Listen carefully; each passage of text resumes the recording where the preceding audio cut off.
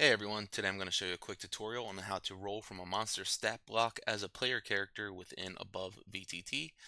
So sometimes you might have Find Familiar as a spell, or maybe you're a Drake Warden and have a Drake Companion, or some sort of Beast Master and have a Beast Companion, or any sort of monster type of creature that you as a player character want to control. Obviously, you cannot place your own, monster tokens and search for them. However, if you open up your sheet as a player character and navigate to the Extras tab, you can manage your extras here and add any sort of creature into a category here, such as the Battlesmith Defender, a Beast Companion, a Familiar, an Infusion, a Sidekick, even Wild Shapes if you're a Druid, mounts, pets, summoned, miscellaneous, and even vehicles in here. So I went ahead and added this Mastiff into here as this Ranger's Companion. You'll notice that there's this plus sign icon here. This will appear if you have AboveVTT installed, and the DM is also connected to um, your campaign page. So if I hit this plus sign and I close out of my sheet here, you'll see that the Mastiff has generated a token right here on top of my player character. I can now, as the player, right-click this and open Monster Stat Block. From there, I can roll and click any of these abilities and actions. If I click the name of the attack action or any action that has this clickable button like this bite, it'll click and or roll rather the to hit and the damage rolls all at once. I can even right-click that and it will send the full description to the game log. If I want to roll with advantage or anything, I can right click any of these and select the appropriate option and click to roll. Uh, Sometimes, perhaps, as I mentioned, like a Drake Warden has a Drake Companion.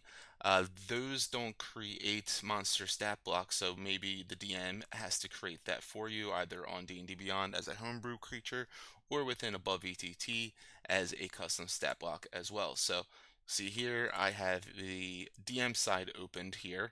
I can navigate to my tokens, and you'll see that I had this folder called Sidekicks where in one of my campaigns, I do have a Ranger Drake Warden who's got this Drake named Jake, and I created this stat block for him that I will place on the scene for him. And if I go into the settings here, I can change any of the settings that I want. I can also go to the player accessible stats and change that to player and DM. That way, the players can navigate to the token if they'd like, right click and open the monster stat block and roll from that as well. So let's give it a try from the player side of things. And yeah, you can see that this is all looking good. And as your player levels up, you can of course go back into the editor, the stat block editor, by clicking settings icon next to the token name. I click edit custom stat block and changing any of these inputs as you need. Um, Additionally, if your player has a familiar or find familiar cast, you might want to have them be able to look through the token's vision. When a token is placed from the extras tab, if you look here at the token vision and light settings, you can see it has the share vision option already enabled. If I go down to the one I created, it does not have that enabled. So I can click token vision and light, share vision, and then I can select which player or all the players to have that vision shared with. And now when the player moves that token about, they'll be able to see exactly what they see, not just through their character's token as well. That covers most of the basics of how to roll from a monster or an extra token other than your player characters. If you have any questions or need any help, feel free to let me know.